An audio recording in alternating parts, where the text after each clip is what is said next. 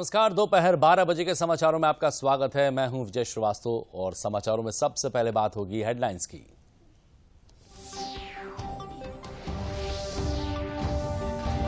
केंद्रीय मंत्री अनुराग सिंह ठाकुर ने वाराणसी में श्री काशी विश्वनाथ धाम कॉरिडोर का किया अवलोकन। उत्तर प्रदेश और तमिलनाडु के बीच टेबल टेनिस प्रतियोगिता का किया उद्घाटन।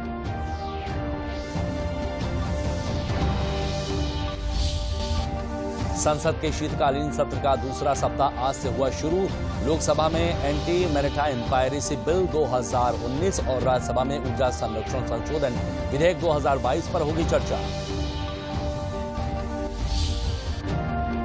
भारतीय रिजर्व बैंक और वित्त मंत्रालय मिलकर बेंगलुरु में करेंगे G20 के फाइनेंस ट्रैक का आयोजन। G20 के तय एजेंडे पर होने वाले खर्च के लिए पैसा जुटाने पर की जाएगी चर्चा।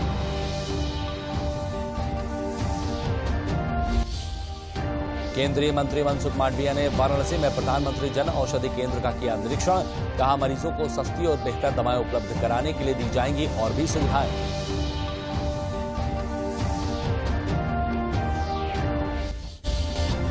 और पर्यावरण को सिंगल यूज प्लास्टिक से मुक्त करने के लिए चित्रकूट में युवा संवाद और शपथ ग्रहण का हुआ आयोजन। युवाओं ने चित्रकूट को पॉलिथीन से मुक्त करने का लिया संकल्प।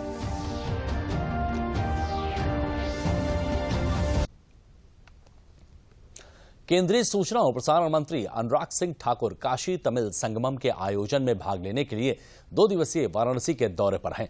अपने दौरे के दूसरे दिन उन्होंने बाबा काशी विश्वनाथ धाम कॉरिडोर का अवलोकन किया और बाबा विश्वनाथ के दर्शन करने के साथ मंदिर में पूजा अर्चना की। उन्होंने तीर्थयात्रियों और पर्यटकों को बाबा काशी विश्वनाथ धाम कॉरिडोर में दी जा रही सुविधाओं का भी जायजा लिया है।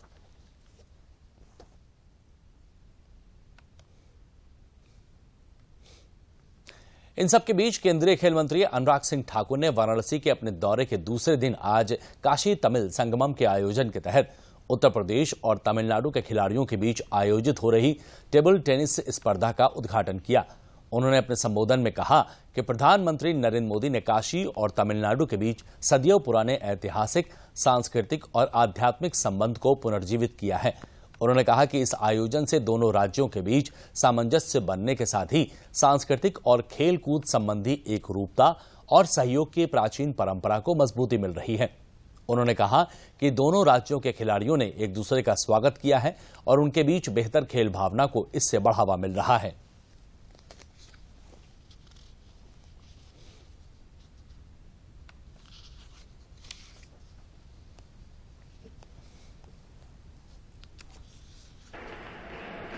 आप सब में मैच खेलने के लिए बहुत उत्साह भी है। अधिकतर टीवी पर देखें ने तो येलो टी शर्ट आईपीएल में चेन्नई सुपर किंग्स की नजर आती है,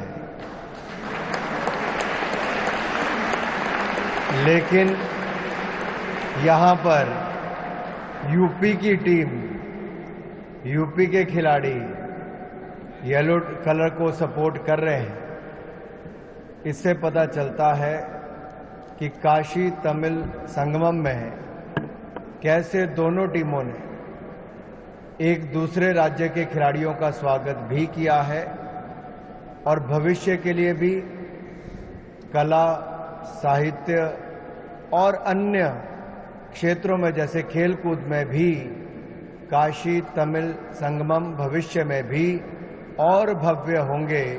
और ये शुरुआत में आप सबको जुड़ने का अवसर मिला।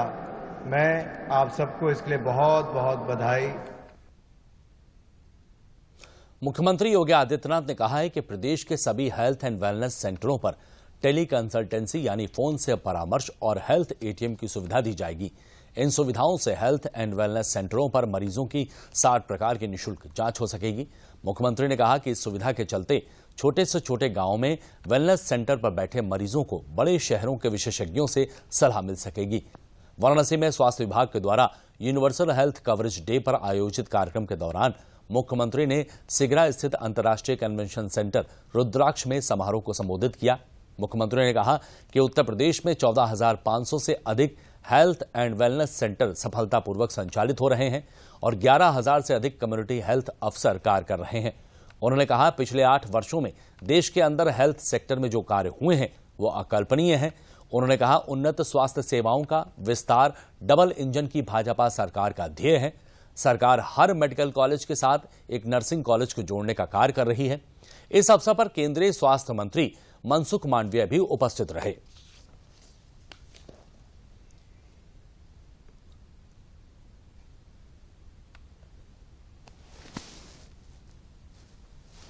पिछले 8 वर्ष के अंदर देश के अंदर हेल्थ सेक्टर में जितना कुछ हुआ है, यह अकल्पनीय है। अकल्पनीय है। 1.5 लाख से अधिक हेल्थ एंड वेलनेस सेंटर की स्थापना होना। अगर मैं उत्तर प्रदेश की ही बात करता हूं तो उत्तर प्रदेश के अंदर 75 जनपद हैं। 1947 से लेकर के 2017 तक 70 वर्षों में उत्तर प्रदेश के अंदर केवल 12 गवर्नमेंट मेडिकल कॉलेज खुल पाए थे और 2017 से लेकर के 2022 के बीच में मात्र 5-5.5 वर्ष के अंदर हम लोग 35 नए मेडिकल कॉलेज भारत सरकार के सहयोग से वर्तमान में प्रदेश के अंदर या तो संचालित कर चुके हैं या वर्तमान में निर्माण के वे अंतिम चरणों में चल रहे हैं। एम्स की स्थापना होना। 70 वर्षों में 6 एम्स बने। आज देश के अंदर 22 एम्स बन करके अपना कार्य कर रहे हैं या निर्माण के अंतिम चरणों में चल करके लोगों को अपनी सेवाएं प्रदान करने के लिए तत्पर दिखाई दे रहे हैं। संसद के शीतकालीन सत्र का दूसरा सप्ताह आज से शुरू हुआ है। राज्यसभा में इस दौरान ऊर्जा संरक्षण संशोधन विधेयक 2022 को आगे की चर्चा के लिए सूचीबद्ध किया गया है। इसके अलावा संविधान अनुसूचित जातियां और अनुसूचित जनजातियां आदेश द्वारा दूसरा संशोधन विधेयक 2022 भी राज्यसभा में पेश होगा, जबकि लोकसभा में एंटी मैरीटाइम पायरेसी बिल 2019 पर चर्चा होने की संभावना है।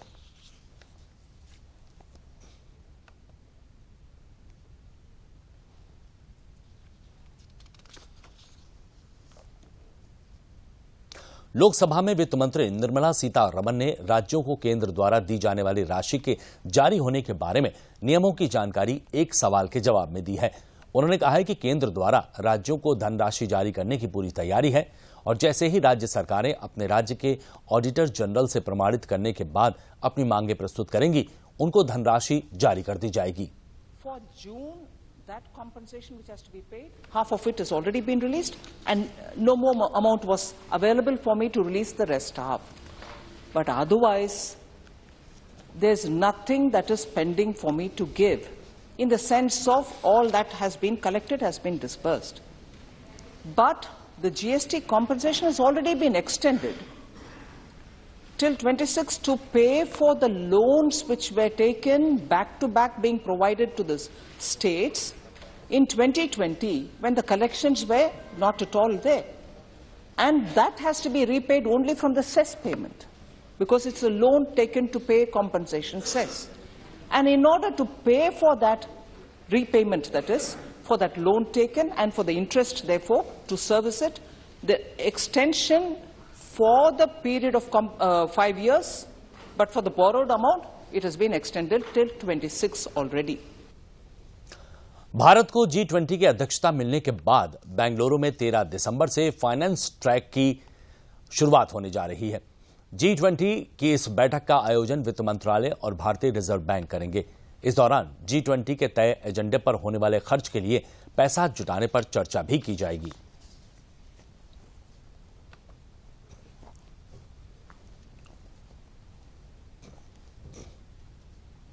और बुलेटिन में अभी और भी बहुत कुछ है, लेकिन उससे पहले लेंगे एक छोटा सा ब्रेक।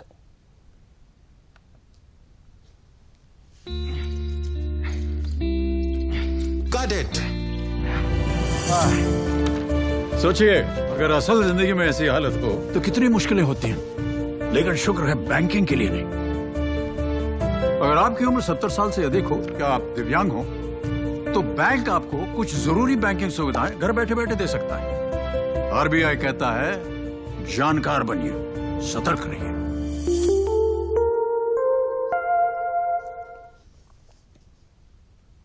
केंद्रीय स्वास्थ्य मंत्री मनसुख मांडविया ने वाराणसी के पिपलानी कटरा स्थित प्रधानमंत्री जन औषधि केंद्र का औचक निरीक्षण किया। उन्होंने जन औषधि केंद्र संचालिका और उनके सहयोगियों से बातचीत की। केंद्रीय स्वास्थ्य मंत्री ने प्रधानमंत्री जन औषधि केंद्र पर मौजूद ग्राहकों से बातचीत की। ग्राहकों ने बताया कि जो दवा बाजार में 50 की मिलती है, वो दवा यहां 20 रुपए की मिलती है।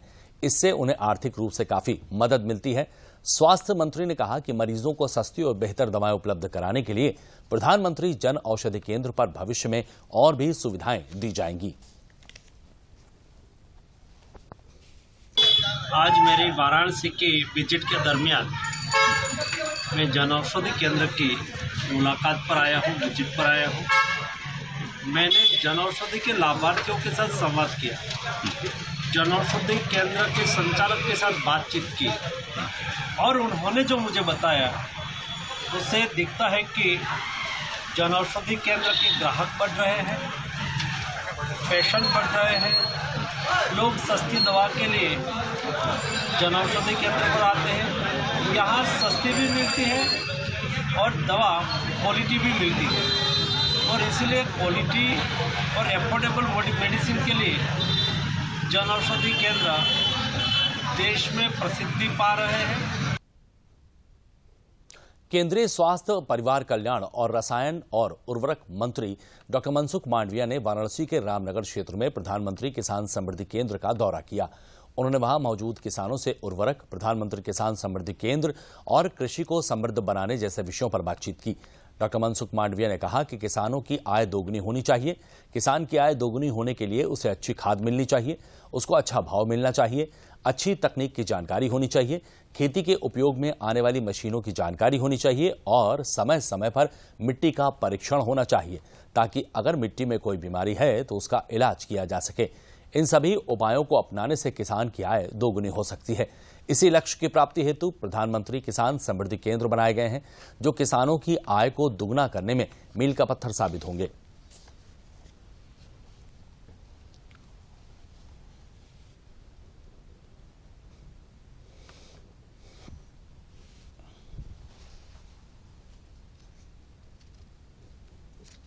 आज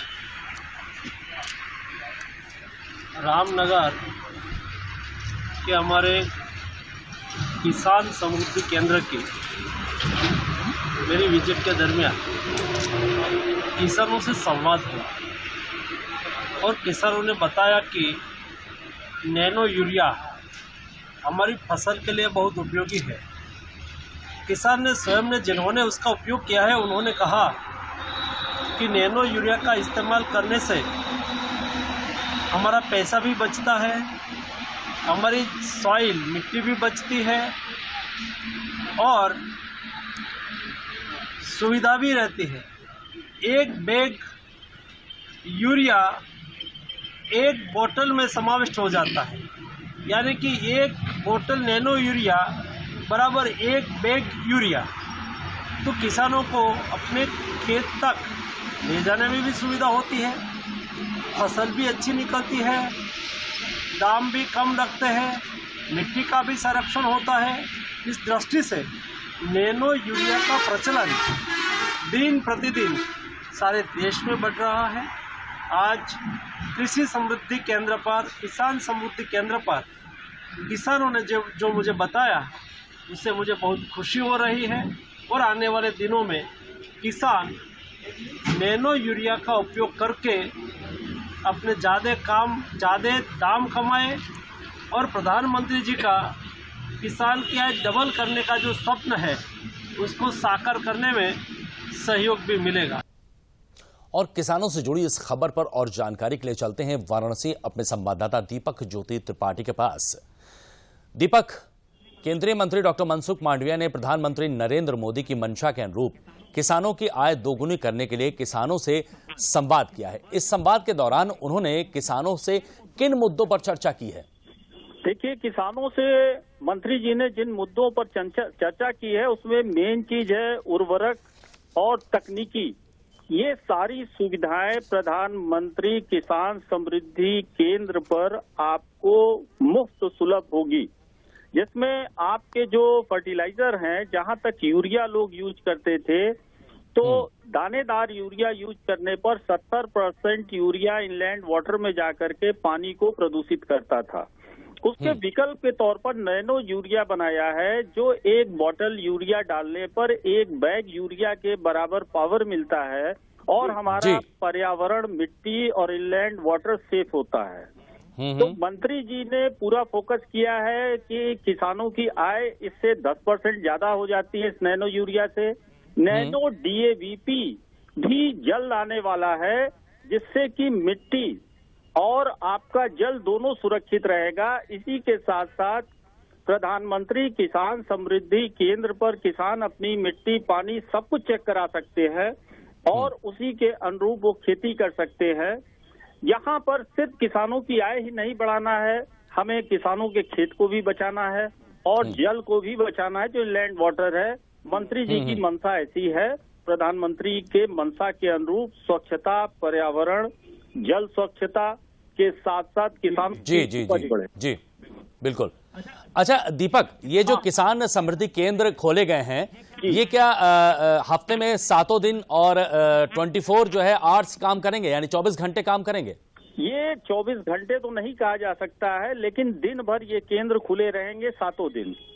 और अच्छा, दिन भर पर सारी सुविधाएं एक छत के नीचे आपको किसानों के सुविधा के लिए मिलेगी। तकनीकी लैब के साथ साथ फर्टिलाइजर, जिसमें नवीनतम फर्टिलाइजर किसानों को दिए जाएंगे, कीटनाशक, स्प्रे यंत्र वगैरह सभी कुछ भविष्य में इन केंद्रों से दिया जाना है।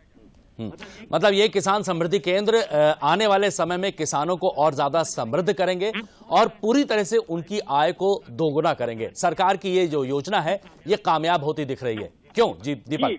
जी श्रीवास्तव जी, और आने वाले समय में जो किसान भटकता था, उसको तकनीकी जानकारी नहीं होती थी, वो सारी जानकारी एक छत के नीचे हमारे प्रधानमंत्री जी के मंशा के अनुरूप इस केंद्र में किसानों को सारी सुविधाएं मिलेंगी और बहुत जल्दी देश भर में इसकी अन्य ब्रांचें भी खुलेंगी। बहुत बहुत शुक्रिया दीपक ज्योति, हमसे इस विषय पर बात करने के लिए बहुत बहुत शुक्रिया आपका। धन्यवाद। और अब बुलेटिन में आगे बढ़ते हैं। आजमगढ़ में राष्ट्रीय मत्स्य विकास बोर्ड हैदराबाद द्वारा प्रधानमंत्री मत्स्य संपदा योजना के अंतर्गत 1 दिवसीय ट्रेनिंग और कैपेसिटी बिल्डिंग का 1 दिवसीय प्रशिक्षण कार्यशाला का आयोजन किया गया। आजमगढ़ के मत्स्य विकास विभाग द्वारा आयोजित इस कार्यक्रम में मत्स्य पालकों, युवाओं को अत्याधुनिक संसाधनों का प्रयोग कर किस तरह मत्स्य व्यापार को अपनाकर स्वावलंबी और आत्मनिर्भर बना जाए, इस पर विशेषज्ञों द्वारा फोकस किया गया। इस प्रशिक्षण कार्यशाला में उपनिदेशक कृषि मुकेश कुमार, कृषि सुरक्षा अधिकारी सुधीर कुमार, सहायक निदेशक मत्स्य ऋचा चौधरी, मत्स्य विकास अधिकारी आजमगढ़ के साथ पूर्व और वर्तमान मुख्य कार्यकारी अधिकारी राजकुमार, रामनारायण तिवारी आदि भी उपस्थित रहे।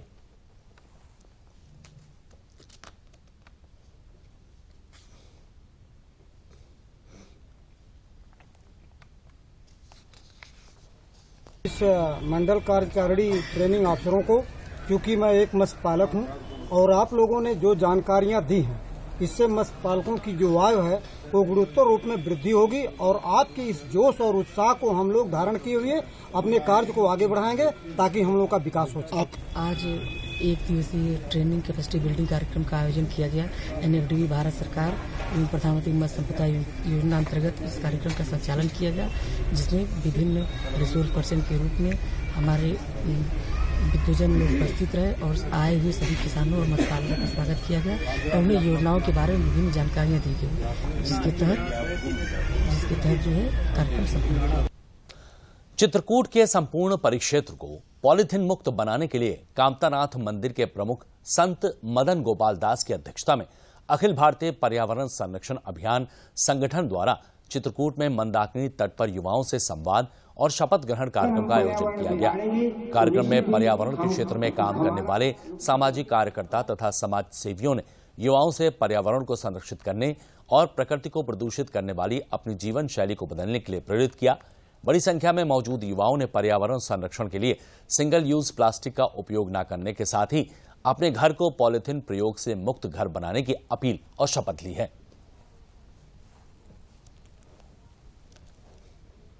कि हम नदियों में या लोग देखते हैं कि ऐसे पॉलीथीन वगैरह डाल देते हैं, पॉलीथीन कूड़ा कचरा ऐसे कंकड़ वगैरह सब कुछ डाल देते हैं, वो सब रोकें। हम ये संकल्प ले रहे हैं कि हम खुद नहीं यूज़ करेंगे, ना अपने घर वालों को भी ये सब चीज़ें मना करेंगे, साथ में सभी लोगों को जो भी जन मिलेंगे उनको भी मना करेंगे। संवाद का कार्यक्रम था पर्यावरण को बचाने के लिए, माँ मंदाकिनी के संरक्षण के लिए, उनकी अविरलता निर्मलता के लिए सारे युवकों को शपथ दिलाई है माँ मंदाकिनी के पावन तट पर कि जो भी सिंगल यूज प्लास्टिक को लेकर के और जो नित्य ही यहाँ पर सामग्री पूजन सामग्री में प्लास्टिक के रूप में फेंक रहे हैं वो यहाँ पर प्रतिबंधित हो।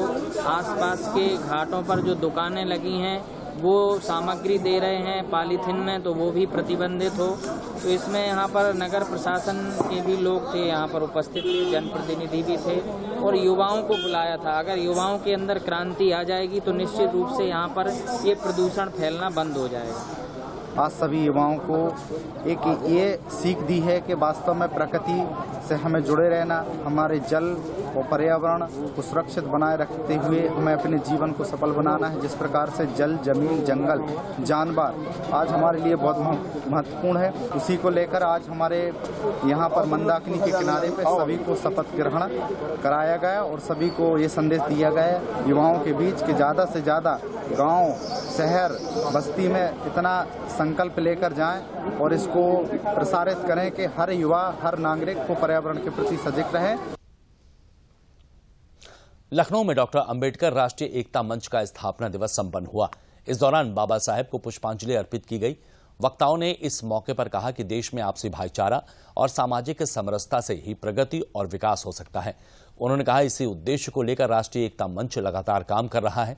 समारोह में बुद्ध वंदना, त्रिशरण और पंचशील का भी आयोजन हुआ।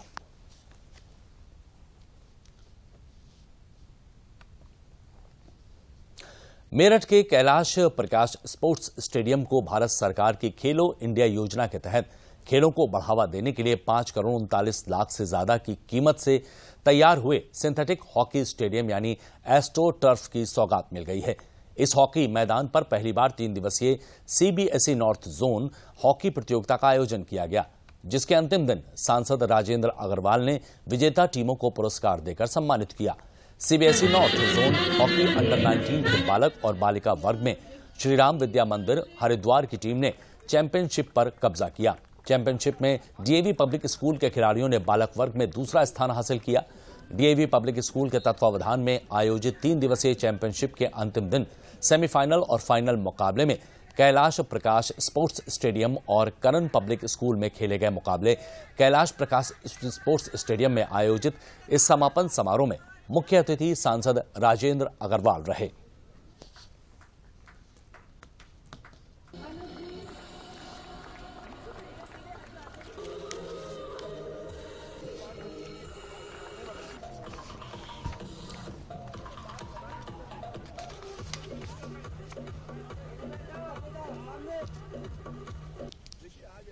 पर बच्चे खेल रहे हैं और एक नॉर्थ जोन का टूर्नामेंट यहाँ पर हो रहा है, इससे कोई अच्छी बात हो नहीं सकती थी। मैदान पर जब बच्चे खेलते हैं तो उससे अधिक आनंद देने वाली बात क्या हो सकती है। और एस्ट्रो टर्फ हम सब जानते हैं, इस बात को मैंने पहले भी कहा और उसी आधार पर मैंने बहुत आग्रहपूर्वक केंद्र सरकार से इसकी मांग भी रखी और खेलो इंडिया के अंतर्गत केंद्र सरकार ने इसको स्वीकार किया। तो मैं इसके लिए माननीय मोदी जी का, खेल मंत्री जी का आभार भी व्यक्त करता हूँ। आजकल सारे के सारे जो टूर्नामेंट्स हैं अंतर्राष्ट्रीय स्तर के, खासतौर से अपने देश में आप चलिए जैसे मैदानों पर खेलें उसी पर कंपटीशन हो जाए, पर जब आप इंटरनेशनल एरिना में जाते हैं तो you have to play on astroturf और एस्ट्रो टर्फ पर यदि आपकी प्रैक्टिस नहीं होगी तो आप बॉल की स्पीड के साथ अपने कदमों की मैचिंग ही नहीं कर सकते। और मैं ऐसा मानता हूं कि हमारी जो बादशाहत हॉकी की समाप्त हुई उसके पीछे ये भी एक कारण था कि हमने टेक्नोलॉजी को उस हिसाब से अपडेट नहीं किया जो जिस हिसाब से अंतर्राष्ट्रीय स्तर की जरूरतें थी। हमारे पास खिलाड़ी बहुत अच्छे थे पर टेक्नोलॉजी नहीं थी। एनीवे अब ये हुआ है यहाँ पर। मैं ये उम्मीद करता हूँ कि इसी प्रकार के एस्ट्रो टर्फ और जगह भी होंगे, हर जगह बच्चों को इस प्रकार की सुविधा मिले। मथुरा में इंडियन ऑयल मथुरा रिफाइनरी की सुरक्षा में तैनात केंद्रीय औद्योगिक सुरक्षा बल यानी CISF इकाई परिसर में 7 दिवसीय खेलकूद प्रतियोगिता का आयोजन किया गया। इस दौरान जवानों के लिए विभिन्न वर्गों की दौड़, वॉलीबॉल, बैडमिंटन मैच और रस्साकसी जैसी खेलकूद प्रतियोगिताएं आयोजित हुईं। CISF के उप कमांडेंट और इकाई प्रभारी अभिषेक कुमार साहू और मथुरा रिफाइनरी के कार्यकारी निदेशक देवजीत गोगोई ने प्रतियोगिता के विजेताओं को पुरस्कार और प्रमाण पत्र देकर सम्मानित किया।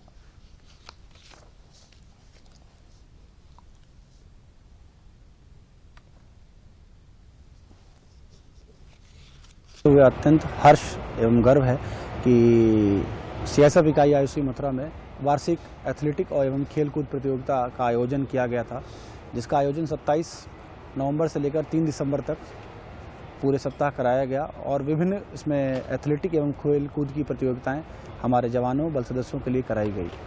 मुझे बताते हुए अत्यंत हर्ष है कि इसमें कुल 223 बल सदस्यों ने हिस्सा लिया और 74 जो इसमें हमारे विजेता अन्य इवेंट में जो विभिन्न आयु वर्ग की प्रतियोगिताएं थी उसमें उन्होंने हिस्सा लिया।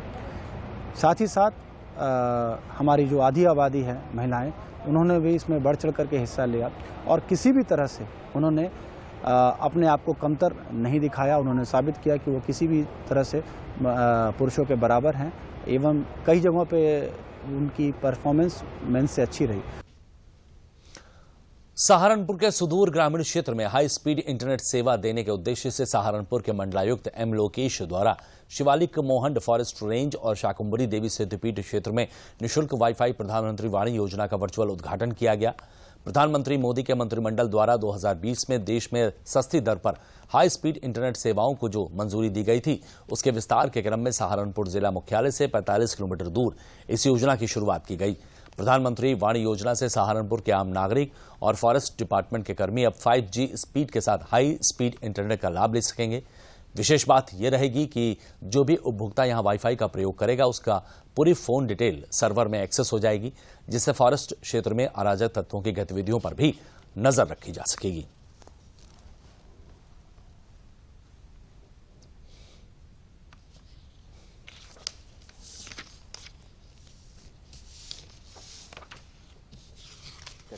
ये नया मेश नेटवर्क का एक नया ये सोच है, इसको ले आया और इसको इम्प्लीमेंट भी किया। इनफैक्ट मैं सत्यम के साथ वहाँ जाकर देखा भी, हम लोग सिर्फ कॉल्स नहीं वीडियो कॉल भी कर सकते सिंपल प्लेन कॉल के साथ। लेकिन इसमें बहुत अच्छी बात है, ये 5G कनेक्शन है एंड फॉरेस्ट का जितने भी सिक्योरिटी सेफ्टी रीजंस को उसको ध्यान में रखते हुए, क्योंकि फॉरेस्ट डिपार्टमेंट का एक इच्छा है, मतलब उन लोगों का रिक्वेस्ट है नेटवर्क फॉरेस्ट एरिया में ना बढ़े। और जहाँ का और ये जो सत्यम ने जो वहाँ पर सिस्टम सेटअप किया, जो मेश का जो डिश लगा दिया, तो सिर्फ 5 रिसीवर्स को लगाकर 700 मीटर 800 मीटर मतलब मंदिर का आसपास जहाँ पर जनता का मूवमेंट होगा, श्रद्धालुओं को मूवमेंट होगा, उसी एरिया में नेटवर्क इन्होंने दिया।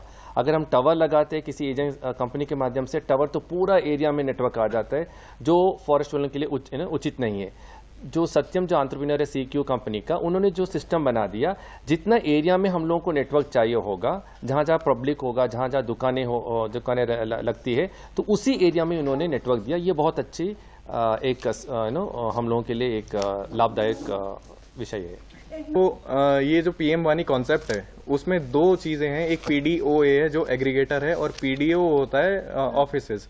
जो लोग होते हैं वो डेटा बेचते हैं। बेसिकली क्या है कि अभी क्या रहता है कि आपने अगर अपनी शॉप पर PDO का कुछ एक सेटअप लगा दिया, तो आपकी शॉप पर कोई आता है, सिर्फ जैसे PCO होता था, कॉलिंग के पैसे दे देता है और चला जाता है। तो इंटरनेट उसके लिए नहीं है। अगर आपके पास फोन है तो आपका नेट पूरे टाइम उसमें। और बुलेटिन के अंत में प्रमुख समाचार एक बार फिर। केंद्रीय मंत्री अनुराग सिंह ठाकुर ने वाराणसी में श्री काशी विश्वनाथ धाम कॉरिडोर का किया अवलोकन। उत्तर प्रदेश और तमिलनाडु के बीच टेबल टेनिस प्रतियोगिता का किया उद्घाटन।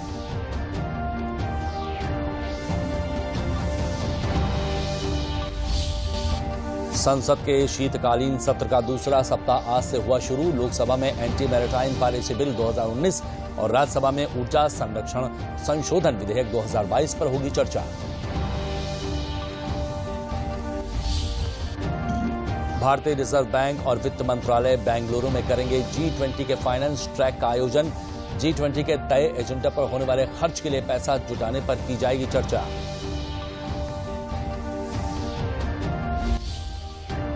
केंद्रीय मंत्री मनसुख मांडविया ने वाराणसी में प्रधानमंत्री जन औषधि केंद्र का किया निरीक्षण। कहा, मरीजों को सस्ती और बेहतर दवाएं उपलब्ध कराने के लिए दी जाएंगी और भी सुविधाएं।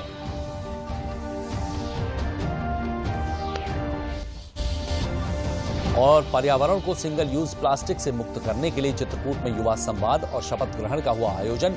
युवाओं ने चित्रकूट को पॉलिथीन से मुक्त करने का भी लिया संकल्प।